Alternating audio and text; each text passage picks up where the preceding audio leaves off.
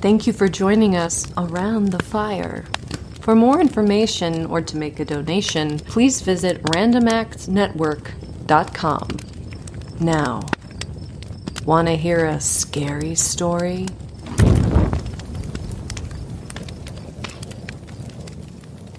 Doctors had given him just 1 month to live, a month to wonder what comes afterward. There was one way to find out. Ask a dead man. The amber brown of the liquor disguised the poison it held, and I watched with a smile on my lips as he drank it.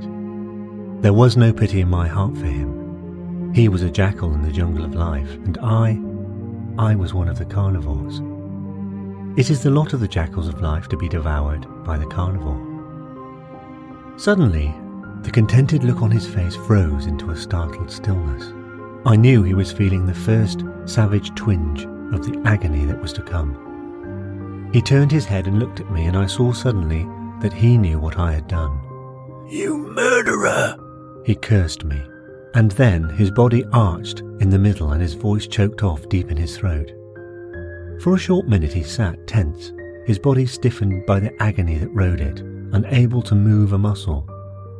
I watched the torment in his eyes build up to a crescendo of pain, until the suffering became so great that it filmed his eyes, and I knew that, though he still stared directly at me, he no longer saw me. Then, as suddenly as the spasm had come, the starch went out of his body, and his back slid slowly down the chair edge. He landed heavily with his head resting limply against the seat of the chair. His right leg doubled up in a kind of jerk before he was still. I knew the time had come. "Where are you?" I asked. This moment had cost me $60,000. 3 weeks ago, the best doctors in the state had given me a month to live, and with $7 million in the bank, I couldn't buy a minute more. I accepted the doctor's decision philosophically, like the gambler that I am. But I had a plan, one which necessity had never forced me to use until now. Several years before, I had read an article about the medicine men of a certain tribe of Aborigines living in the jungles at the source of the Amazon River. They had discovered a process in which the juice of a certain bush, known only to them, could be used to poison a man. Anyone subjected to this poison died, but for a few minutes after the life left his body, the medicine men could still converse with him. The subject, though ostensibly and actually dead, answered the medicine men's every question. This was their primitive, though reportedly effective method of catching glimpses of what lay in the world of death. I had conceived my idea at the time I read the article, but I had never had the need to use it until the doctors gave me a month to live. Then I spent my $60,000, and 3 weeks later I held in my hands a small bottle of the witch doctor's fluid. The next step was to secure my victim, my collaborator, I preferred to call him. The man I chose was a nobody, a homeless, friendless non-entity picked up off the street. He had once been an educated man, but now he was only a bum. And when he died, he'd never be missed. A perfect man for my experiment. I'm a rich man because I have a system. The system is simple. I never make a move until I know exactly where that move will lead me. My field of operation is the stock market. I spend money unstintingly to secure the information I need before I take each step. I hire the best investigators, bribe employees and persons in position to give me the information I want, and only when I am as certain as humanly possible that I cannot be wrong do I move. And the system never fails. $7 million in the bank is proof of that. Now, knowing that I could not live, I intended to make the system work for me one last time before I died. I'm a firm believer in the adage that any situation can be whipped, given prior knowledge of its coming, and of course, its attendant circumstances. "Where are you?" I repeated, louder and sharper this time. For a moment he did not answer, and I began to fear that my experiment had failed. Slowly, unnaturally, as though energized by some hyper-rational power, his lips and tongue moved. The small muscles about his eyes puckered with an unnormal tension, while the rest of his face held its death frost. The words he spoke were clear. "I am in a tunnel," he said. "It is lighted, dimly, but there is nothing for me to see." Blue veins showed through the flesh of his cheeks, like watermarks on translucent paper. He paused, and I urged, "Go on." "I am alone," he said. "The realities I knew no longer exist. I am damp and cold. All about me is a sense of gloom and dejection. The walls to either side of me seem to be formed, not of substance, but rather of the soundless cries of melancholy, of spirits I cannot see. I am waiting in the gloom for something which will come to me, and I have no thought of questioning it." His voice died again. "What are you waiting for?" I asked. "I do not know," he said, his voice dreary with the despair of centuries of hopelessness. "I only know that I must wait." The tone of his voice changed slightly. "The tunnel about me is widening, and now the walls have receded into invisibility.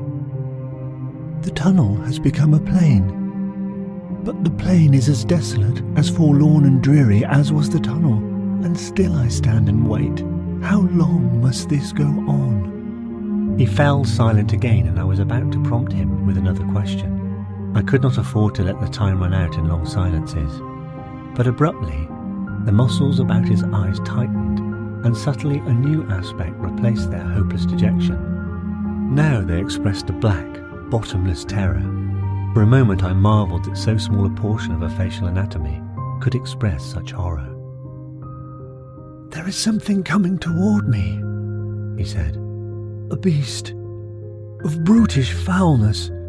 Beast is too inadequate a term to describe it, but I know no words to tell its form. And it is coming closer. It has no organs of sight as I know them, but I feel it can see me. Or rather, that it is aware of me, with a sense sharper than vision itself. It is very near now." The expression of terrified anticipation centred in his eyes, lessened slightly, and was replaced instantly by its former deep, deep despair. "I am no longer afraid," he said. "Why?" I interjected. "Why?" I was impatient to learn all that I could before the end came. "Because," he paused, "because it holds no threat for me. Somehow, someday I understand, I know, that it too is seeking that for which I wait." "What is it doing now?" I asked. "It has stopped beside me, and we stand together, gazing across the stark, empty plain. Now a second awful entity with the same leashed virulence about it moves up and stands at my other side. We all three wait, myself with a dark fear of this dismal universe, my unnatural companions with patient, malicious menace. Bits of," he faltered, "of, I can name it only, aura, go out from the beasts like an acid stream and touch me, and the hate and the venom chill my body like a wave of intense cold. Now there are others of this awful breed behind me. We stand, waiting for that which will come. What it is I do not know." I could see the pallor of death creeping steadily into the last corners of his lips, and I knew that the end was not far away. Suddenly, a black frustration built up within me. "What are you waiting for?" I screamed. I knew that the answer held a secret of what I must know. If I could learn that, my experiment would not be in vain. I had to know that answer. Think, I pleaded. "What are you waiting for?" "I do not know." The dreary despair in his eyes, sightless as they met mine, chilled me with a coldness that I felt in the marrow of my being. I do not know, he repeated. Yes, I do know. Abruptly, the plasmatic film cleared from his eyes, and I knew that for the first time since the poison struck, he was seeing me clearly. I sensed that this was the last moment before he left, for good.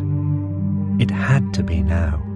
Tell me, I command you, I cried. What are you waiting for?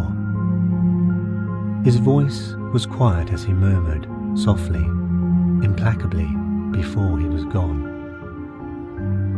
We are waiting, he said, for you.